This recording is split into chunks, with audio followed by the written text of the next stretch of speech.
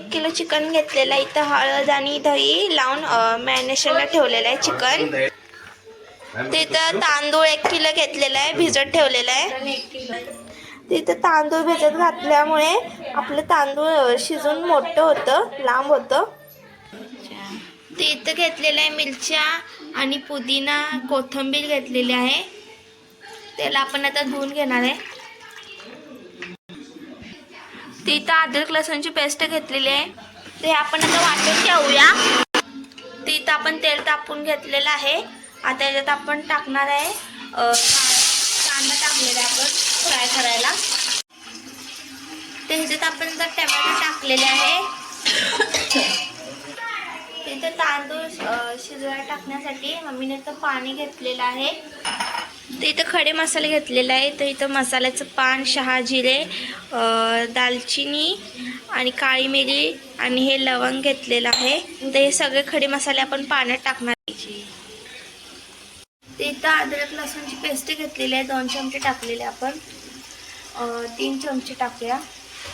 हिरवी मिरची, पुदिना, कोथिंबीर पेस्ट केली आपण हे टाकून घेऊया याच्यात मसाला. आता हे आपण सगळं मिक्स करून घेऊया, एकजीव करून घेऊया. तिथं मसाले घेतलेले आहे. तर हे धने मसाला पावडर, जिरा मसाला पावडर आणि लाल तिखट टाकलेलं आहे, मिरची पावडर, गरम मसाला पावडर पण त्याच्यात टाकलेला आहे आपण. आणि आता एकजीव करून घेऊया आपण. तर इथं पप्पा आता मम्मीला हेल्प करायला आलेले आहे. तर 5 मिनिट आपण मसाला हा भाजून घ्यायचा आहे. तांदूळ, तेल. तिथं मॅरिनेशन केलेलं चिकन आपण ह्याच्यात मसाल्यामध्ये टाकून देऊया. तर आपण हे एकजीव करून घेऊया, मिक्स करून घेऊया. चिकनला मसाला आपण मिक्स करून घ्यायचं आहे. तिथं मोठं मीठ घेतलेलं आहे चवीनुसार.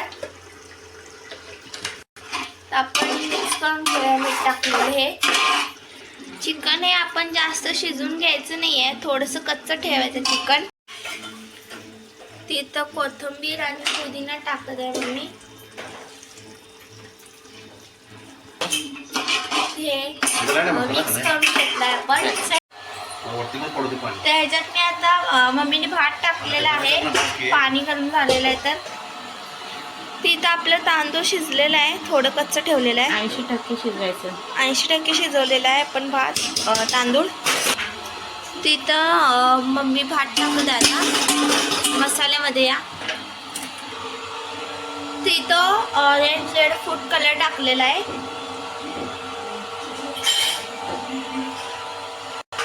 तिथं येलो फूड कलर टाकलेला आहे, ऑरेंज येलो फूड कलर टाकला आहे. तिथं शेवट ग्रीन कलर टाकलेला आहे, फूड कलर.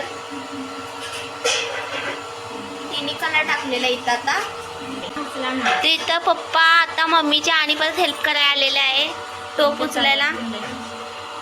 तिथं असं तवा ठेवलेला आहे आणि याच्यावर आता टोप ठेवलेला आहे. आपण टोपला ठेवणार आहे बिर्याणी.